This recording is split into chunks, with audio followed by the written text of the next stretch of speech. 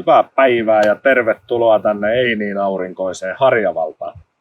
Ollaan saatu testiin paljon toivotut ja myöskin sitten Oulun työstökeskuksen kanssa heidänkin kiinnostuksestaan heti ensimmäisten joukossa niin näitä erilaisia hybridipönttöjä sieltä. Meillä on 100 millinen ja 150 millinen ja vähän eri halkasijoilla ja käydään niitä tuossa kohta läpi, mutta ammutaan nyt ensin perustasoa. Viimeksi ei otettu videolle sitä, kun sanotaan, että sen löytäminen kesti meillä aika kauan viimeksi, niin nyt se löytyy aika äkkiä, kun tiedettiin mitä tehdä, niin otetaan ihan videolle siitä.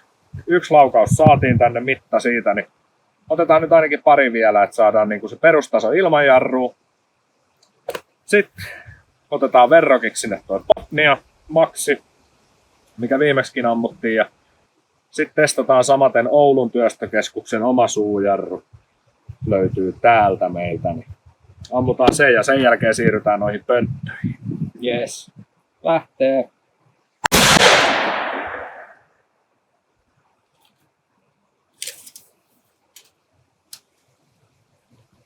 .470. Pas sinne 821 nopeus. 821. Yes. Eli nyt tosiaan tällä kertaa mitataan vauhditkin, se jäi myös viime kerralta pois. Niin katsotaan ihan mielenkiintoista, onko toi vauhdien mittaus turhaa vai onko sillä joku korrelaatio. Niin. Just näin. Koska mitä yksinkertaisemmin me saadaan nämä, niin aina kivempiin. Ei viitti viritellä turhia. Lähtee.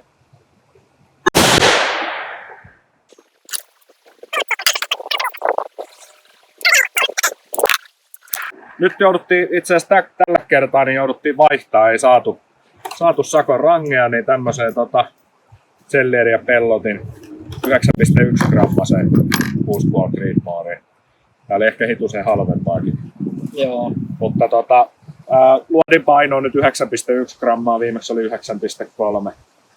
Ollaan siellä niin kuin samassa haitarissa ja ammutaan kuitenkin se perustaso, mihin verrataan, niin ei ole tavallaan merkitystä. Yes. Ja sitten lähtee. Siinä oli selkeästi enemmän ytyä niin kuin rekyylin puolesta. 448. Ja 821.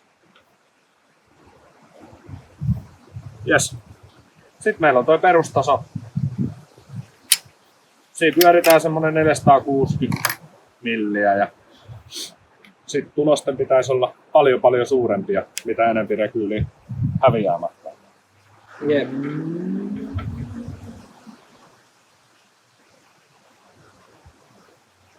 Ei ainakaan äkkiseltä ollut korrelaatio tuossa vauhdissa.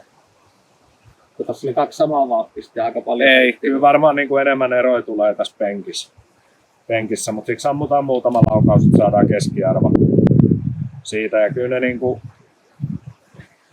ne ammuttaisi huomaa aikalainen tulokset, mitä me tässä ollaan saatu. Jep. Ja Botnia. Lähtee.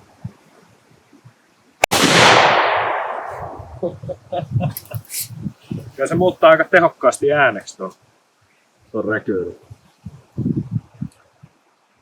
8. Vittu väärä kello.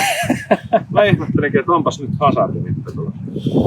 Eli 1153.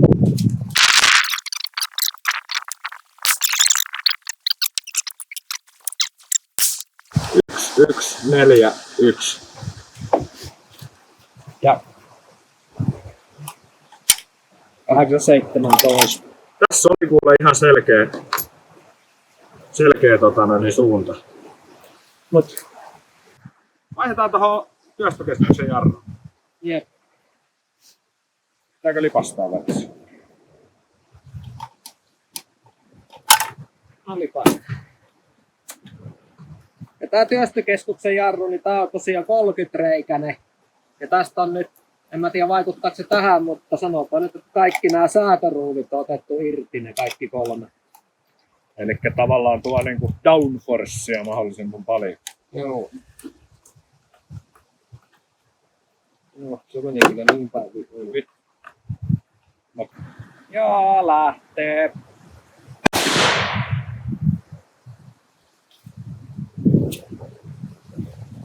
Yhdeksän 40 tasa.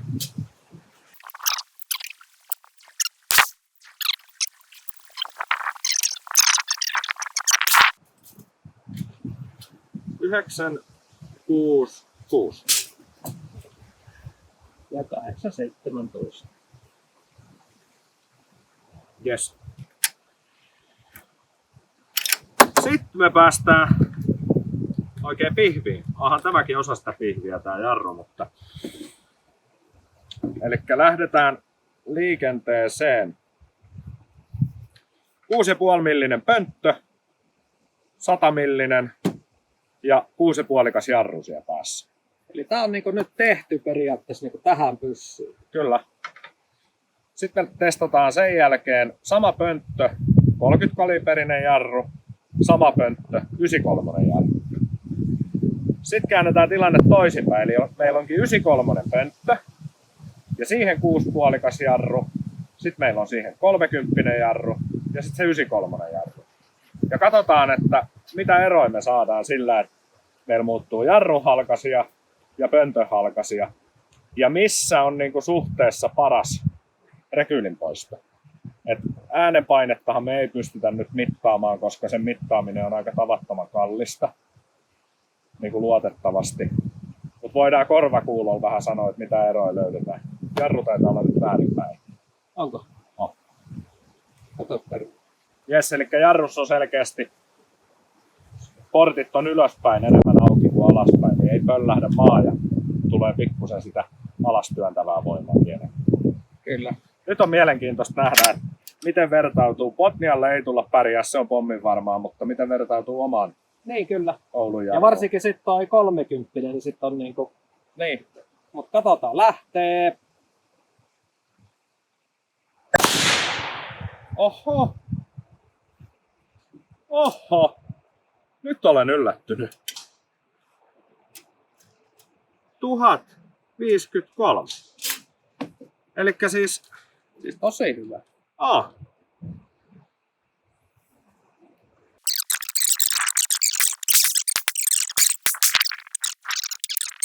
Onko siinä nyt vähän reilu?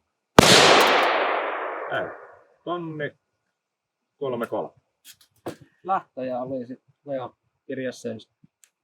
Joo. Ja 8-2. 823. Yes. No se selittää sitä. Nyt tässä toimii just niin päin. Otetaanko jarrut nyt ilman? Otetaan ilman jarrua, joo. Mä ruuvaan tosta sen 30 jarrua, joo. Eihän tässä ole mitään pykäävää, että se pitää. Hei. No, katsotaanpa mikä on niinku jarrun vaikutus tossa. Ja äänestä nyt on hauska kuulla. Joo. Lähtee. Kyllä se moduli jotain tekee. Se tekee aika pisun paljon. 665.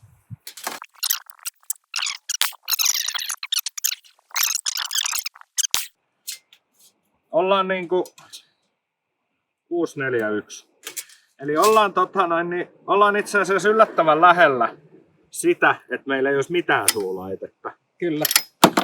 Siihen on matkaa tommonen 200 milliä. 8, Ja sitten taas jarruun on toiseen suuntaan matkaa jopa tähän Oulun omaan jarruun 30 senttiä. Sitten sillä, että me ruuvataan tonne päähän se mötikkä, niin siihen on 40 senttiä ja potnia on 50 senttiä. No niin. 30 jarru sitten seuraavaksi. Yes. Pistä sä jarru, niin mä lipastan. Tuolla on tuo ruodon pussi niin siellä. Joo. Ruodolle ihan vinkkinä vaan. Seuraavan maininnan, kun haluatte kanavalla, niin pussi ei maksa mitään. Kyllä tää lämpenee tää pönttö ihan selkeästi nyt. Varmasti joo. Joo, ei me sit päästetä mitään ihan mahdottomia. Ruodon logo menee nyt piiloon kyllä tuo. Ei päästetä siitä nyt ihan mahdottomia läpi, koska se ei ikinä äänenvaimentimelle tee hyvää.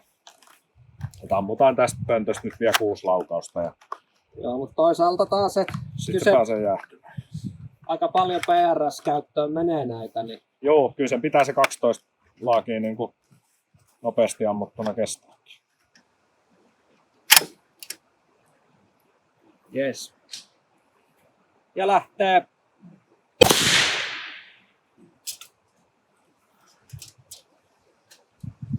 1026.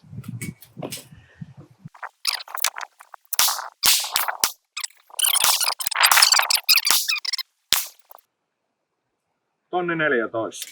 ja 822. Jes. Hauska nähdä, nyt vaihdetaan sinne 93 jarru päähän, että mitä tapahtuu. Todennäköisestihän tässä nyt tasapainoillaan sen välillä, että kun jarrus reijän koko suurenee, rekyyli kasvaa, mutta ääni niin kuin ampujan korvaan pienenee. Ei tossa äkkiseltään kyllä huomannut. Ei tossa, mutta nyt se kasvaa niin paljon se reikä, kun siellä on 93. Ja sen verran, mitä Oulun työstökeskuksen kanssa juttelin, niin tuosta Traskia päästään 375 läpi. Ei kylläkään mitään H&H-mankumia tuommoinen pönttöön, mutta mullakin on semmoinen Raptori, eli 308 hylsy. Ajaisi siinä ihan asiassa. Jaha.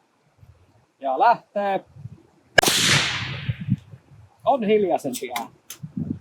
Ihan selvästi hiljaisempi. 9, 8, 9. Mutta on selvästi enemmän näkyy. Joo, ja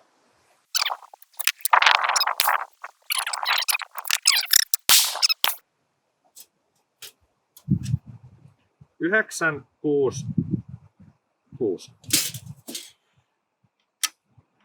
ja 821. Odotas vähän, katsotaas. 8. Ja ääni, mikä nyt tulee versus 6,5 jarrulla tähän, on selkeästi pienempi. Eli, ja ei voida puhua edes samasta tontista siitä, että meillä ei olisi jarrumoduuli. Eli periaatteessa, jos sä haluat saman hyödyn kuin tämmöisestä tavallisesta suujarrusta ja tosi paljon pienemmän äänen, niin tää on nyt se kombo. Kyllä. Eli 93 jarru, 6,5 reikä pöntössä, niin vaimennus on täysin, rekylin vaimennus on täysin sama kuin 30 jarrussa, 6,5 pyssy. Ja mutta ääni on niinku merkittävästi ylös. Yes. Sitten päästään kokeilemaan 93 pönttö siihen 6,5 jarru.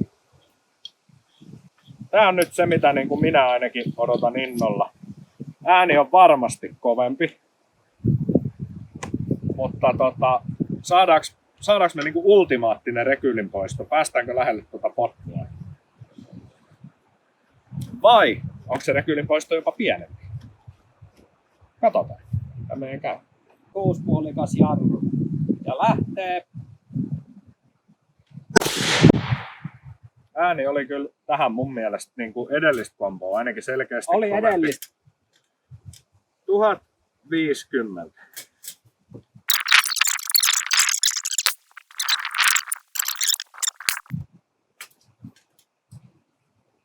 Tonni 46.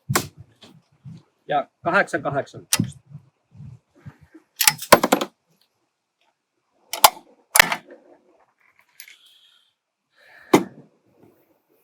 Siinä on itse asiassa keskiarvollisesti aivan marginaalisesti parempi varmaan. Tuo tonni 3341, tuolla on 46. Voi olla, että siinä ollaan ihan niinku just. Mutta käytännössä ei ole eroa. Ei ole mitään eroa noin. Joo, mutta tää on nyt niinku debunkattu Toi- tää teoria, mitä porukka on tosi jauhanut. Että. Joo. Ja minäkin olin sitä mieltä, että kyllä se näin varmaan on. Mutta mä insinöörinä pähkäilin, että ei ole. Vittu sä vaan arvasit, ei sulla ollut. Kyllä mä, Yli-insinöörinä. eikö niin, insinöörien mestarina. Joo. Alright, nyt on 93 pönttö ilman mitään suujarrumoduulia. Katsotaan mitä sen kanssa. Lähtee.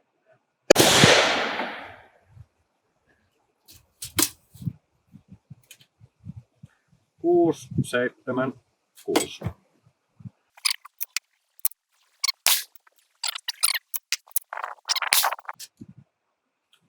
704. 826. Joo.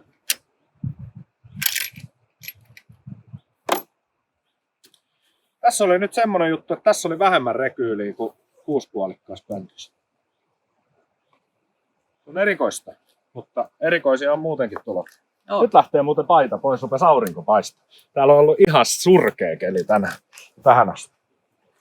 Et jos pitäisi arvata, niin saadaan aika lailla samankaltaiset tulokset, mitä tosta, mikä oli 6,5 pöntöllä. No mutta jos olisi pitänyt arvata, niin mä olisin sanonut, että se 6,5 pönttö vie rekyyliä enemmän kuin toi 93, mutta toisin kävi.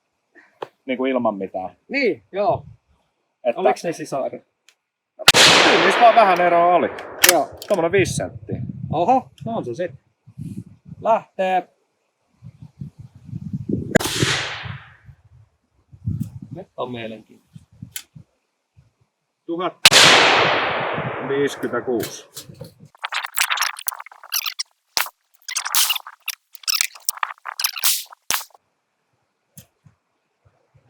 Tuhat. No, tossa. 1045. Paljon vauhtia. Oho, 827. Eli nyt on niinku 93 paketti paikalla Kyllä. täysin.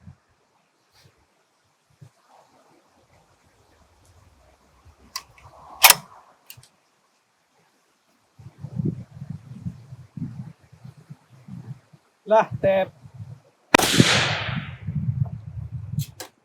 Näytti, että liikkuu aika paljon.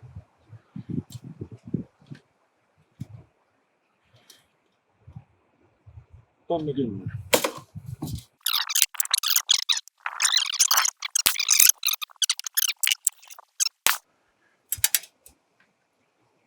Tuhat 8.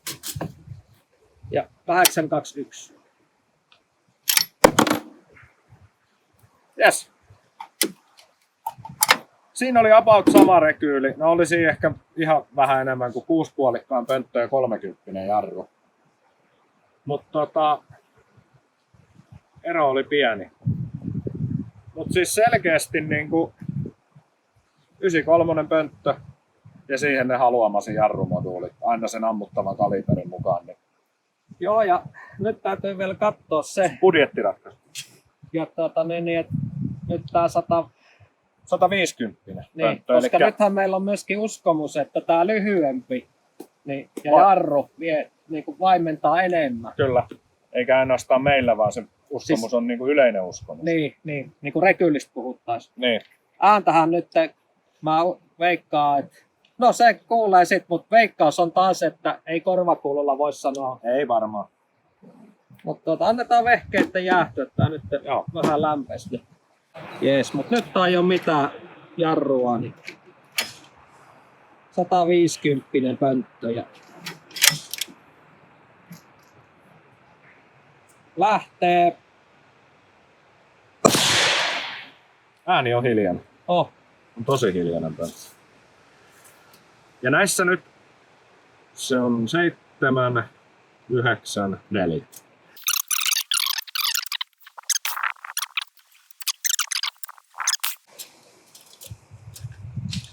Kahdeksan, 13. ja 824. Vauhdit oli selkeästi kovimmasta päästä. Pönttö vähän nostaa. Mutta rekyylin poisto on selvästi parempi kuin 100 pöntöllä ilman mitään. Siis ihan selkeästi parempi. Mitäs otetaan Harri veikkaus? Veikkaatko, että kumpi jarruttaa paremmin? Siis toi 150 vai 100 pönttö. Niin, nyt oli jarru. Kyllä mä veikkaan, että 100 vie voito. Katsotaan. Mä en osaa. Nyt mun ainoat uskomukset on jo niinku tuhottu tällä reissulla. Niin mä en sano mitään. No niin, lähtee. Vähän liikkuu tää. 1071.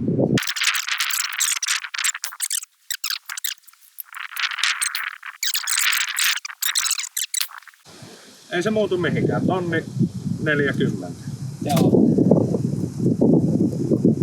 Laitetaan se tänne niin tämmöiseksi jokeiksi. Joo.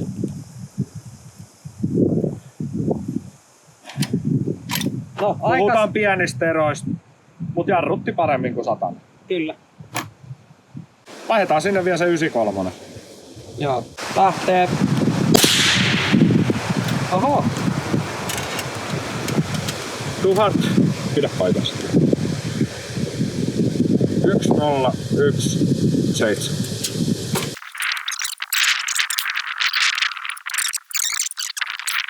Yksi kuusi.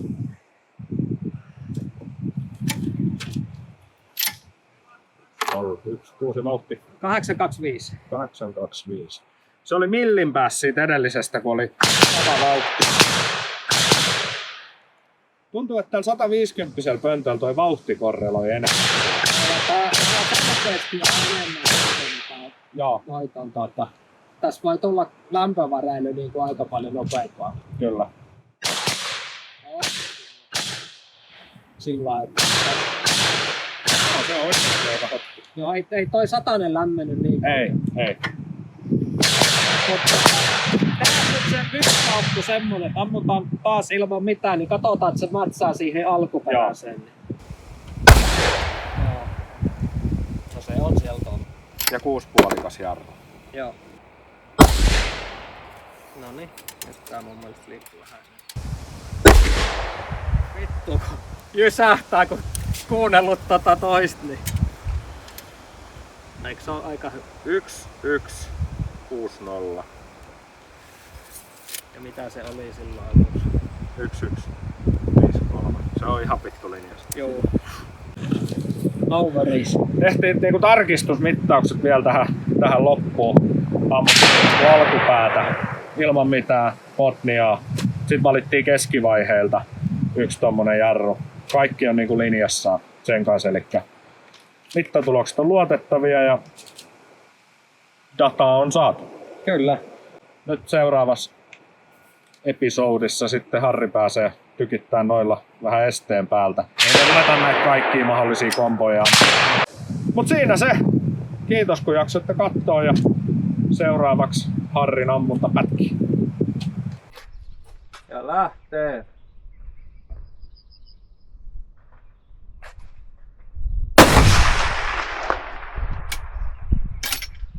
No se ei paljon liikkunut ammuttaessa.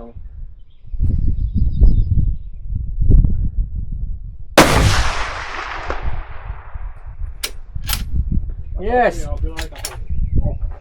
Kyymeri, mitä se sanoo?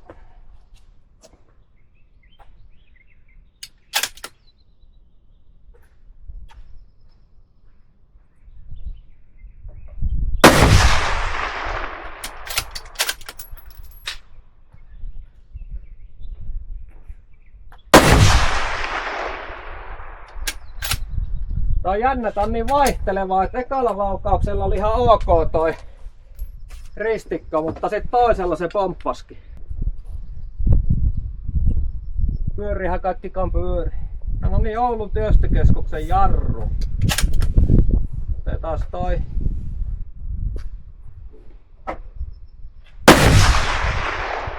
Tää pomppasi selkeästi ylöspäin.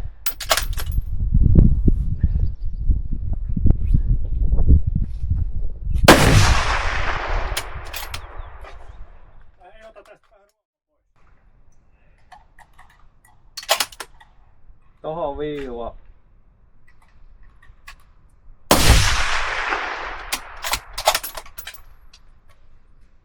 Viiva meni rikki, otetaan tuohon toiseen viivaan.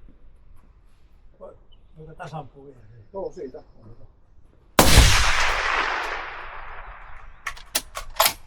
Kyllä tää on.